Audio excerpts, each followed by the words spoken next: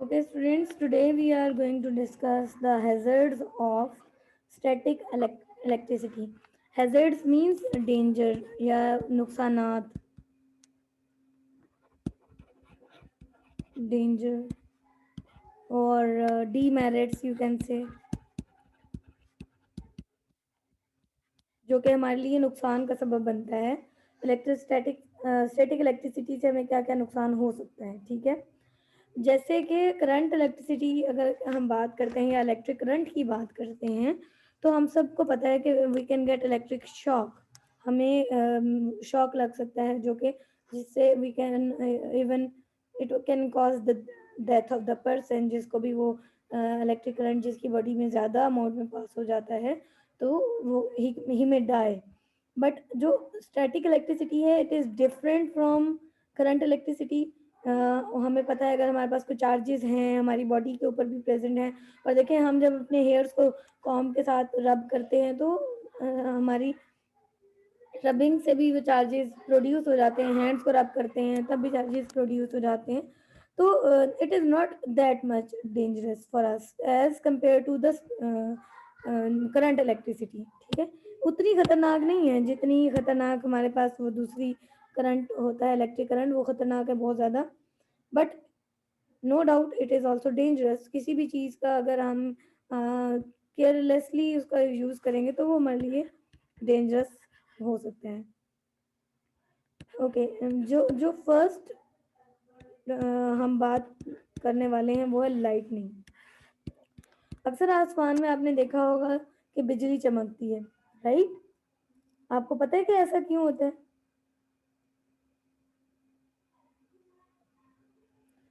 इसकी रीज़न ये है कि जब भी जब बहुत ज़्यादा क्लाउड्स बन जाते हैं और जब बारिश तेज़ होने वाली होती है उससे पहले बिजली चमकती है। वो क्यों चमकती है? Because of the large quantity of electric charges जो उधर थंडर क्लाउड के अंदर कम बन जाते हैं, तो उसकी वजह से लाइटनिंग होती है।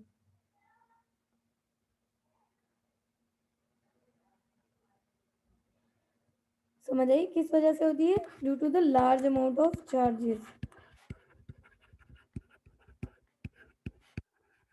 अब आप सोचेंगे कि आसमान में ये चार्जेस कहाँ से आ गए? वैसे भी तो नॉर्मली भी आसमान में हवा भी है मौजूद है, और अचानक से ये चार्जेस इकट्ठा कैसे हो जाते हैं? एक्चुअली ये जो चार्ज वहाँ अकोमोलेट होते हैं वो कहाँ कैसे प्रोड्यूस होते हैं? वो प्रोड्यूस होते हैं, they are caused by friction between the water molecules and the air molecules. जो भी थंडर क्लाउड होता है उसके दरमियान जो वाटर मॉलिक्यूल्स और एयर मॉलिक्यूल्स होते हैं, वाटर प्लस एयर, ये लोग जब थंडर क्लाउड के अंदर जमा हो जाते हैं और अगर इनके दरमियान क्या हो, फ्रिक्शन हो, तो जाहिर सी बात है फ्रिक्शन फ्रिक्शन वैसे भी देखें फ्रिक्शन कैसे प्रोड्यूस होती है? जब दो बॉडीज रब करती हैं तभी फ्रिक्शन प्रोड्यूस होती है ना, जो एक दूसरे के मोशन को अपोज करती है।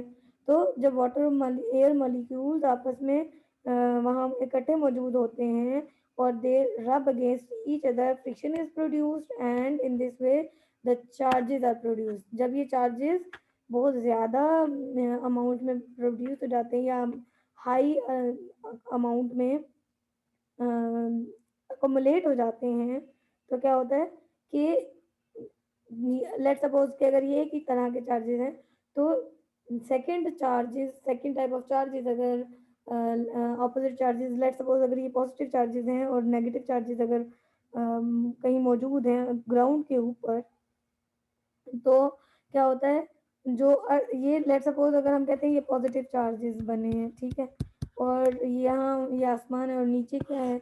ग्राउंड। और यहाँ पे जो इतने भी ऑब्जेक्ट्स हैं उनके ऊपर लेट्स सपोज ये पॉजिटिव है, तो ये क्या करता है? It will induce negative charge on the objects that are present on the ground. उनके ऊपर नेगेटिव चार्ज इंड्यूस कर देता है। अब यहाँ जब नेगेटिव चार्ज मौजूद है, एक ये पॉजिटिव चार्जेस हैं, नेगेटिव चार्जेस, इनके दरमियान में क्या होगा? पोटेंशियल डिफरेंस होगा। ये पॉजिटिव चार्जेस है, नेगेटिव चार्जेस हैं, इनके दरमियान क्या जनरेट हो जाएगी? इलेक्ट्रिक फील्ड बन जाएगी। और इलेक्ट्रिक फील्ड जब स्ट्रॉन्ग इलेक्ट्रिक फील्ड होगी तो जाहिर सी बात है एक स्पार्क और एक एक्सप्लोजन होगा, ठीक है। सो वी कैन से कि दिस इज इन दिस वे।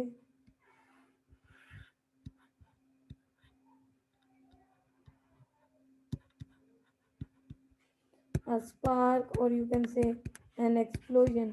जब आपको पता है ना कि जब बिजली चमकती है तो कितनी ऊंची आवाज़ भी आती है और लाइटनिंग भी होती है, तो इस तरह से जब वो इलेक्ट्रिक फील्ड यानी इलेक्ट्रिक पोटेंशियल उनके दरमियान डिफरेंट होता है, तो वो पॉजिटिव से नेगेटिव की तरफ वो मूव कर जाते हैं चार्जेस, और एक एक्सप्लोजन होते हैं और लाइटनिंग प्रोड्यूस होती है, ठीक है। And you know this lightning can damage buildings, or this it can even cause the death of the person। कुछ लोग जिनके ऊपर ये बिजली गिरती है वो लोग मर भी सकते हैं। तो हम लोगों को क्या करना चाहिए, if we want to prevent, how we can prevent lightning, if we want to prevent lightning, prevent lightning,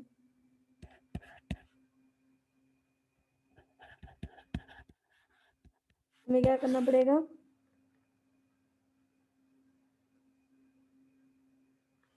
we use conductors. जितनी भी टॉल बिल्डिंग्स हैं उनके लिए क्या करना पड़ेगा, कंडक्टर्स यूज करने पड़ेंगे, यानी लाइटनिंग कंडक्टर्स, ठीक है। जितनी भी हमारी टॉल बिल्डिंग्स हैं उनके ऊपर अगर हम लाइटनिंग कंडक्टर्स यूज कर देते हैं तो उससे क्या होगा, वो एक पाथ बना देगा, यानी लाइटनिंग आसमान से अगर हो रही है तो because it is a conductor, तो वो उसको अपने अंदर से पास होने के लिए अलाउ कर देगा, तो वो एक पाथ बन जाएगा। और वो एक जब पाथ पूरे के पूरे पाथ को फॉलो करते हुए जब ज़मीन में चली जाएगी, तो जितना भी एक जो डैमेज है, जो अचानक एक एक्सप्लोजन और एक अचानक से होना था, एक सडन वॉयलेंट एक्सप्लोजन होना था, वो नहीं होता। ये कंडक्टर्स जो हैं वो उसको पाथ फ्राहम कर देते हैं। वो इस पाथ में से गुजरती हुई जो अर्थ है, अर्थ तक चली जाएगी। आपको पता है कुछ वायर जहाँ होती हैं, हम उनको ग्राउंड भी इसीलिए किया जाता है ताकि इधर से हमें करंट ना लगे और न्यूट्रल हो जाती हैं, उनका इफेक्ट मिनिमाइज हो जाता है। इसी तरह लाइटनिंग की प्रिवेंशन के लिए भी हमें क्या करना पड़ता है, हमें लाइटनिंग कंडक्टर्स यूज़ करने पड़ते हैं टॉल बिल्डिंग्स के ऊपर या टॉप ऑफ द बिल्डिंग पे, ठीक है। इसी तरह हम सेकंड अगर बात करें लाइटनिंग के अलावा फायर्स और एक्सप्लोजन्स, जैसे भी हम लोग पहले बात कर रहे थे, एक्सप्लोजन्स होंगे और फायर आग भी लग सकती है, लोग जल जाते हैं, बिल्डिंग्स जल जाती हैं, दरख्त जल जाते हैं, तो it is very dangerous. But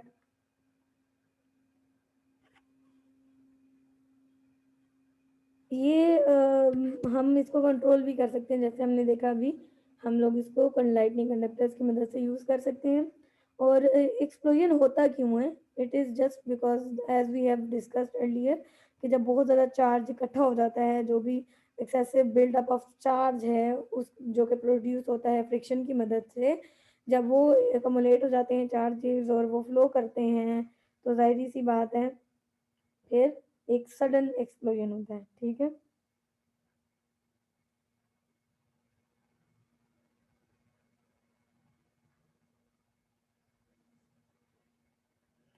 so let's suppose अगर हम अपनी कुछ गाड़ियां हैं, ऑटोमोबाइल्स हैं, व्हीकल्स हैं, अगर हम उनके कंटेनर्स में भी गैसोलीन को फिल करते हैं, उसके दरमियान में भी ऐसा हो सकता है कि आग लगने का खतरा हो सकता है फ्रिक्शन की वजह से। मॉलिक्यूल्स जितने भी हैं वो रब होंगे एक दूसरे के अगेंस्ट, या ये मॉलिक्यूल्स जो प्रेजेंट होंगे उनके दरमियान, तो फिर क्या होता है एकदम से ऐसा पॉसिबल है जब फ्रिक्शन ज़्यादा हो जाएगी तो definitely it can cause damage और एक्सप्लोजन हो सकता है और आग लग सकती है, ठीक है। सो जो ये इलेक्ट्रोस्टैटिक्स है, ये इसके हमारे पास कुछ ना कुछ नुकसानात भी हैं। सो ये कुछ बातें थी अहम जो हम लोगों ने डिस्कस की। आई होप कि आपको समझ आ गई होंगी।